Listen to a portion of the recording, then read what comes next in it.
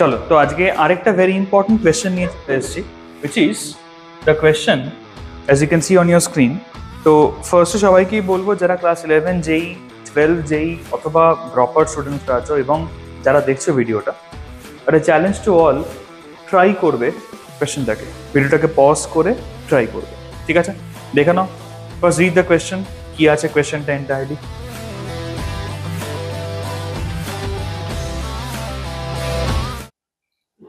ঠিক আছে, শুরু করি এবার আমি।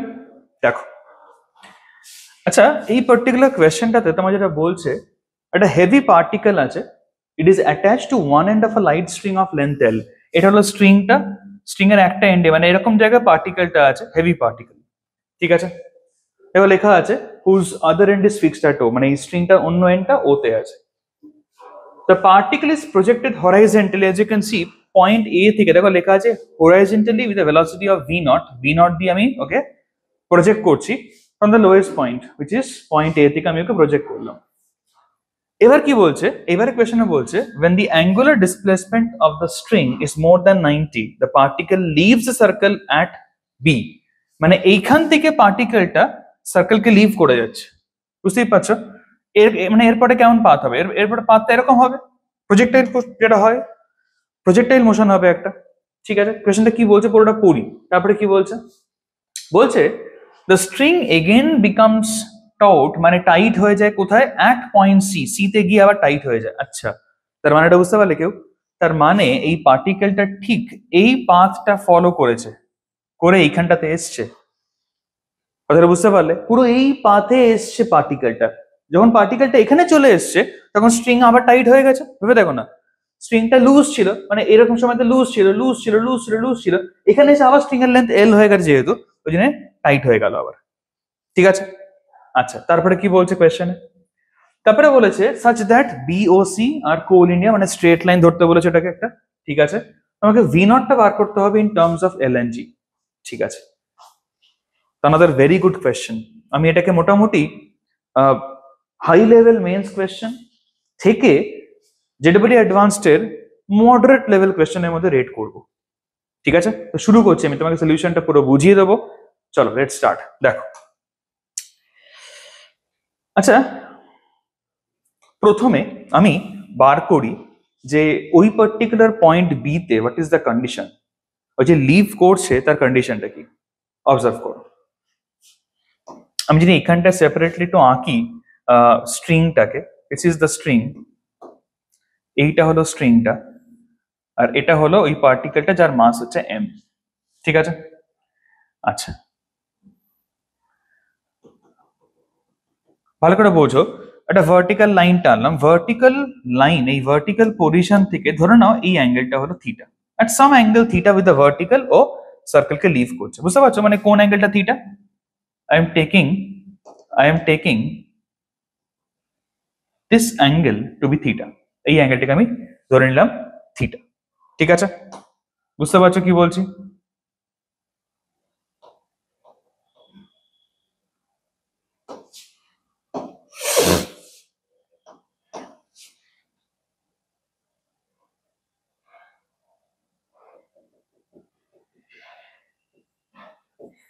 ঠিক আছে, আচ্ছা নাও অবজার্ভ করো, এখানে এই পার্টিকুলার পার্টিকেলটার উপরে কি কি ফোর্সেস কাজ করছে আমরা সবাই জানি।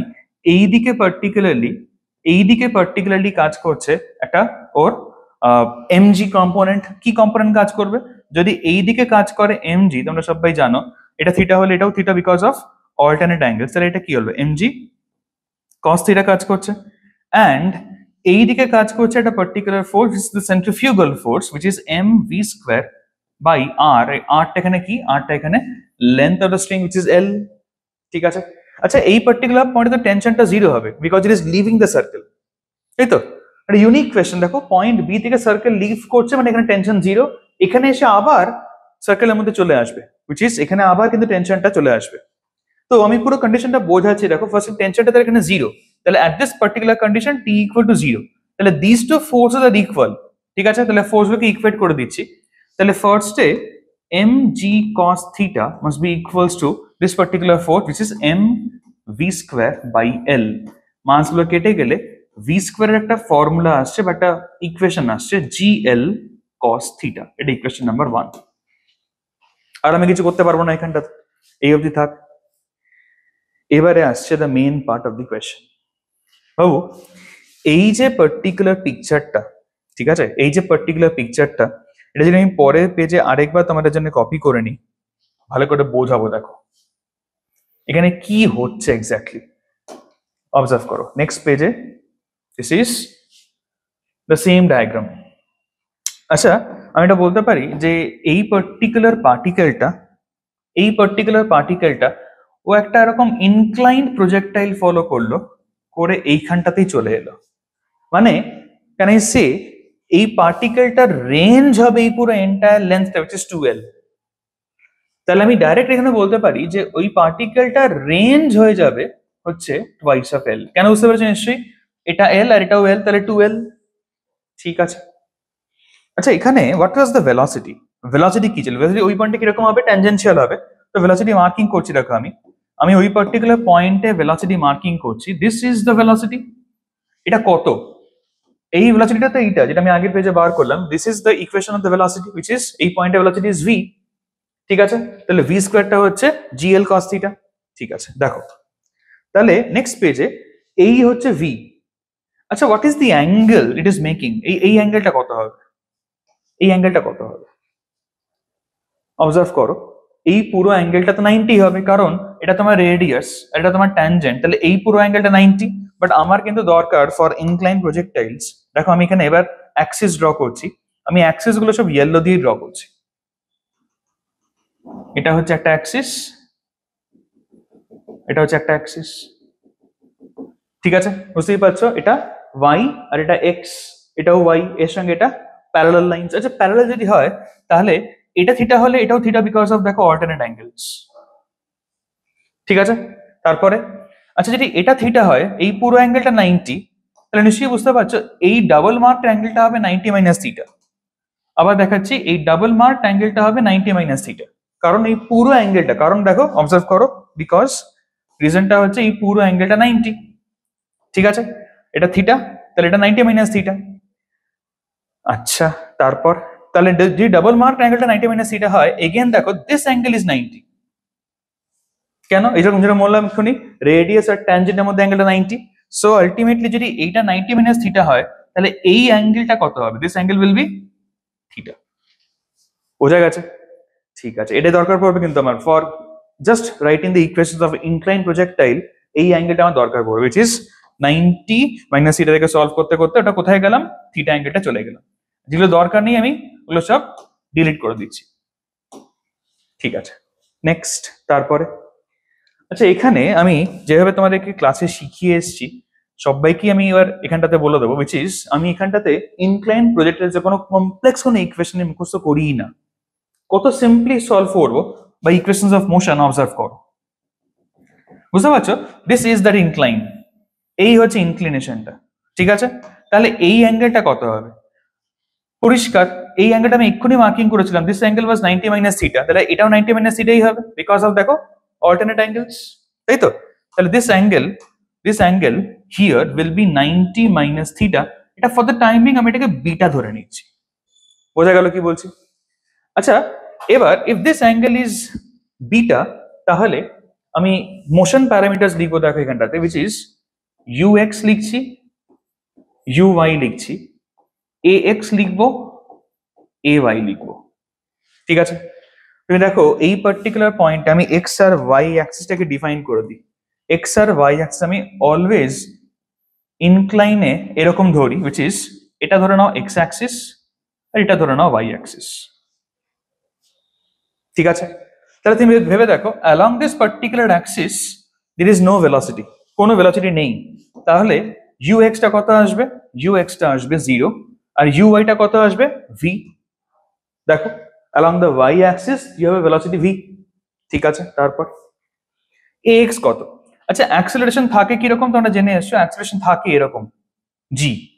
আর আমি যদি এটাকে ব্রেক করি, তোমরা জেনে এসছো এই অ্যাঙ্গেলটা বিটা হয়, অনেকবার তোমরা করে এসছো সেই in the laws of motion portion, তাই তো? এটা বিটা হলে এটাও বিটা হচ্ছে, আমি আর দেখাচ্ছি না কেন, সিম্পল ম্যাথ দিয়ে চলে আসে ওটা। তাহলে এটা কি হবে, এটা হবে জি কস বিটা, আর এই দিকেরটা কি হবে, ইট will B G sign beta. এইটাকে আমি ব্রেক করে দিয়েছি। তাহলে অ্যালং দ্য এক্স অ্যাক্সিস দেখো, যেদিকে এক্স অ্যাক্সিসটা ধরেছি এদিকে কি আছে না জি সাইন বিটা আছে, তার মানে এ এক্স হয়ে যাবে হচ্ছে জি সাইন বিটা, আর এ ওয়াইটা কি হবে, যেদিকে ওয়াই তার অপোজিটে আছে জি কস বিটা, তাহলে বুঝতে পারছো কি লিখবো আমি, it will be minus g cos beta. ঠিক আছে। আচ্ছা, what is going to be your S X? S এক্সটাই তোমার রেঞ্জ, বুঝতেই পারছো এক্স অ্যাক্সিসে দেখো কতটা এগিয়েছে ও, পুরো রেঞ্জটা এসছে আর আর তোমার রেঞ্জটাই হচ্ছে 2l, এটাই আমি পরে কিন্তু 2l পুট করব। ঠিক আছে। আচ্ছা, রেঞ্জের ইকুয়েশন ডাইরেক্টলি অ্যাপ্লাই করা যায় না, তোমরা জানো, আগে ইউজ করতে হয় টাইম অফ ফ্লাইটের ইকুয়েশন, উইচ ইজ আমি ইউজ করে করে দেখাচ্ছি একটা একটা করে, অবজার্ভ করো। তো টাইম অফ ফ্লাইটটাকে বের করে নি। তোমরা জানো টাইম অফ ফ্লাইটের ফর্মুলা হচ্ছে T equals to, general formula হচ্ছে এইটা, T equals to 2u sin theta by g। আচ্ছা, what is this u sin theta? That is, এইভাবেই মনে রাখতে বলেছিলাম, this is what is uy, আর নিচে যে জিটা দেখতে পাচ্ছ ওটাই হচ্ছে ay। ভেবে দেখো, y অ্যাক্সিসে কাজ করে জিটা, তাহলে এটা অ্যাকচুয়ালি কিন্তু এটা জেনারেল ফর্মুলা, এটা তুমি অ্যাপ্লাই করতে পারো for ground to ground projectiles as well as for incline projectiles. তাহলে 2uy by ay is the formula. ঠিক আছে, খুব ভালো। আচ্ছা, তাহলে if I put all the values over here, T equal to কি পাচ্ছি দেখি, 2 ইন্টু uy কত, uy টা হচ্ছে v। আচ্ছা, ay টা কত, ay টা হচ্ছে g cos beta. I will not write the minus sine because আমি এখানে অনলি ম্যাগনিটিউডস নিচ্ছি, বুঝতেই পারছো। ঠিক আছে, সাইন কখন নিতে হয়, while writing the equations of motion, এটা কিন্তু ইকুয়েশন অফ মোশন না, তাই তো অনেকবার করে বলেছি, আমি একটু পরে লিখবো কিন্তু ইকুয়েশন অফ মোশন, তখন দেখবে আমি সাইন ফাইন সব কনসিডার করে করে লিখবো।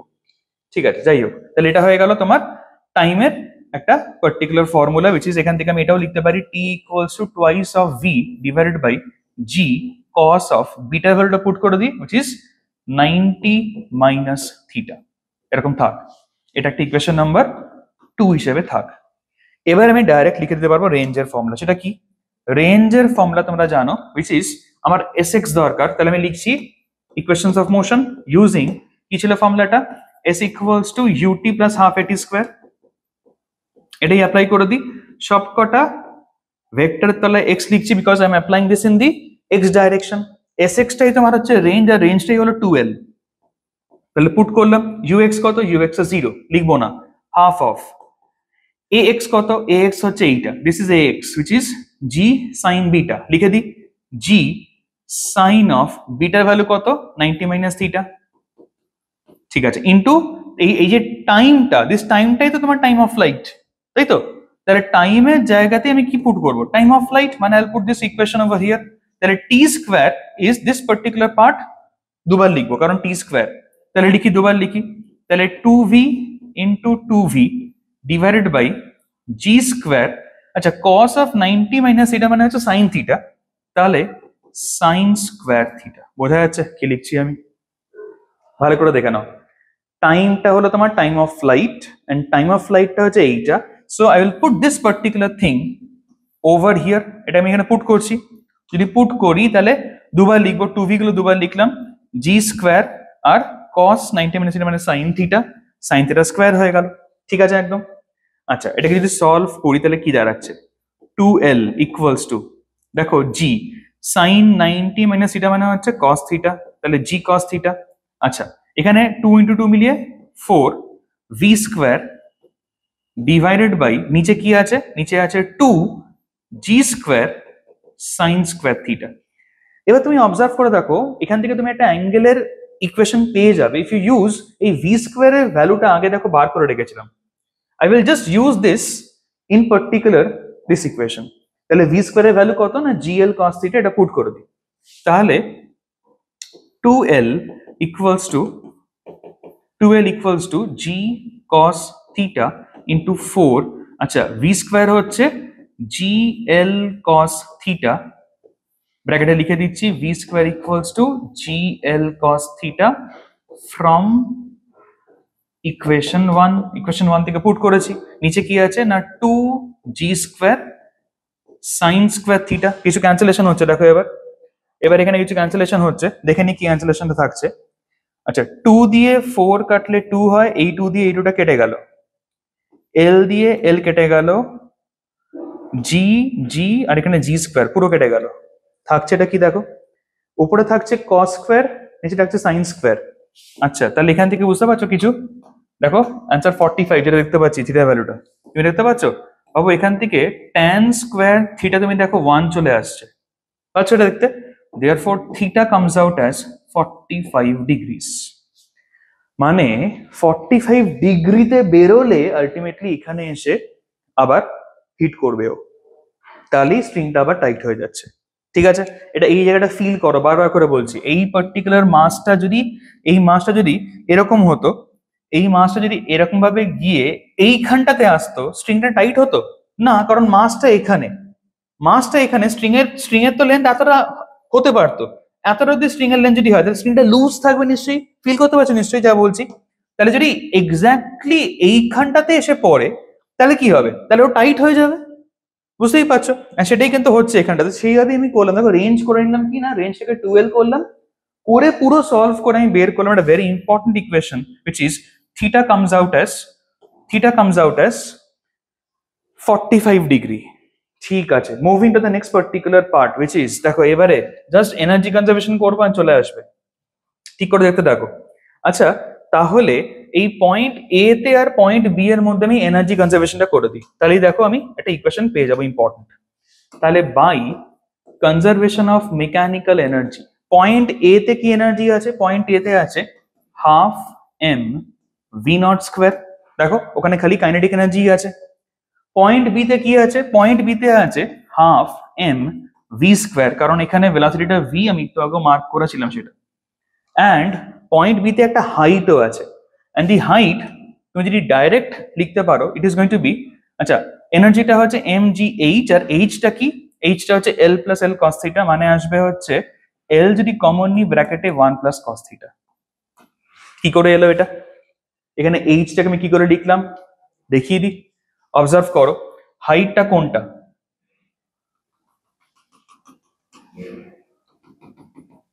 এইটা হলো তোমার H, this is what is your H, তাই তো? এটাই তোমার এইচ হবে। আচ্ছা এবার এখান থেকে তুমি এটা খেয়াল করতে পারছো নিশ্চয়ই, দেখো এইখান থেকে এতটা, this is what is your length L only, এটা তো লেন্থ এল চলে আসে ডাইরেক্টলি, এটা কোনো অসুবিধাই নেই। What about this part?